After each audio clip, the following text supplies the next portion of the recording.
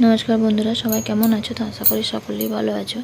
পিয়ালি রান্নাঘরে সকল বন্ধুকে জানাই স্বাগত। পিয়ালি রান্নাঘরে আজকের রেসিপি কাঁচা আমের আইসক্রিম। তো বন্ধুরা, ছোটো থেকে বড় আশা করি সকলেরই ভীষণ পছন্দের রেসিপি। চলো তাহলে বন্ধুরা ঝটপট শুরু করছি আজকের এই রেসিপি। তো দেখো বন্ধুরা, এখানে এবার দুটো কাঁচা আম আমি নিয়েছি আইসক্রিম বানানোর জন্য। এবার আমি আম দুটোকে ভালো করে জলে ধুয়ে নিয়ে ছোটো ছোটো পিস করে কেটে নিয়েছি।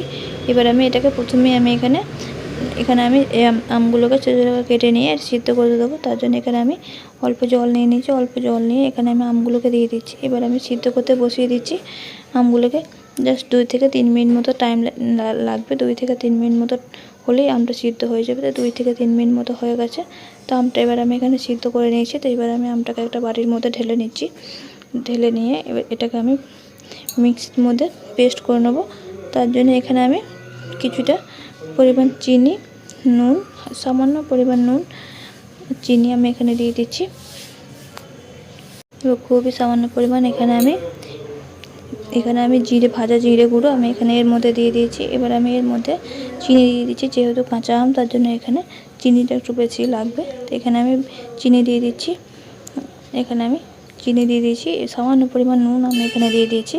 এবার আমি এর মধ্যে সামান্য পরিমাণ ফুড কালার দিয়ে দিচ্ছি। যেহেতু এই কাঁচা আম, কালারটা আসার জন্য এখানে আমি সামান্য পরিমাণ ফুড কালার দিয়ে এটাকে আমি একটু পেস্ট বানিয়ে নিচ্ছি। আমি এটাকে ভালো করে ঘেঁটে নিয়ে এবার আমি এটাকে মিক্সির মধ্যে দিয়ে দিচ্ছি। দিয়ে একটু পেস্ট বানিয়ে নিচ্ছি। কালারটা এখানে অপশনাল, ইচ্ছে হলে দিতে পারো, না ইচ্ছে হলে নাও দিতে পারো। তো এবার আমি এটাকে মিক্সির মধ্যে দিয়ে একটা পেস্ট বানিয়ে নিচ্ছি।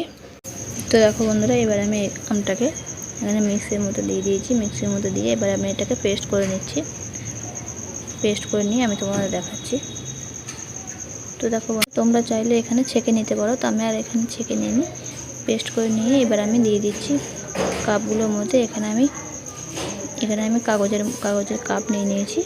তো এবার আমি কাপগুলোর মধ্যে দিয়ে দিচ্ছি ভর্তি করে। তো দিয়ে এটাকে আমি এবার ঢাকা দিয়ে ফ্রিজের মধ্যে রেখে দেবো। তো এবার আমি এটাকে মুখগুলোকে বন্ধ করে দিচ্ছি, ভালো করে ঢাকা দিয়ে দিচ্ছি। ঢাকা দিয়ে এটাকে আমি এবার ফ্রিজে রেখে দেবো সারা রাত। ওভারনাইট আমি এটাকে রেখে দেবো। তো এখানে এবার 4টে কাপের মধ্যে এখানে আমি 4টে কাপ দিয়ে আমি এখানে ঢাকা দিয়ে দিচ্ছি।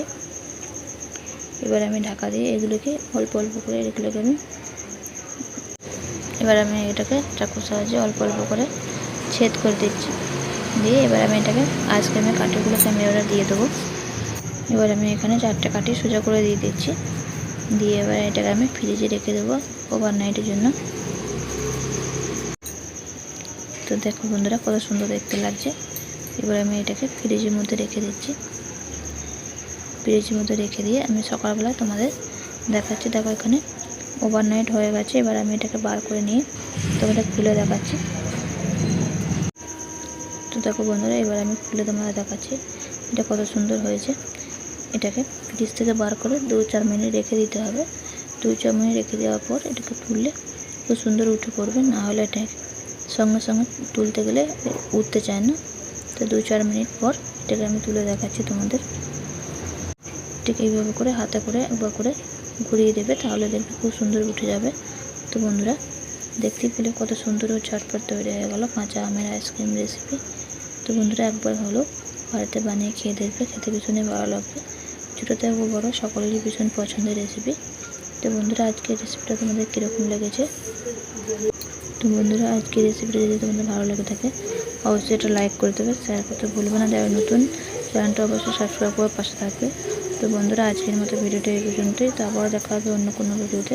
ততক্ষণ সবাই ভালো থাকো, সুস্থ থাকো। আজকের রেসিপিটা তোমাদের কীরকম লেগেছে অবশ্যই আমাকে কমেন্টে জানাবে। তাহলে বন্ধুরা, আজকের মতো ভিডিওটা এই পর্যন্তই। কারা কারা এরকম আইসক্রিম রেসিপি খেতে পছন্দ করো অবশ্যই আমাকে কমেন্ট করে জানাবে। আর তোমরা কোন ধরনের আইসক্রিম খেতে পছন্দ করো সেটাও আমাকে কমেন্টে জানাবে। চলো তাহলে বন্ধুরা, আজকের মতো কাঁচা আমের রেসিপি এই পর্যন্তই।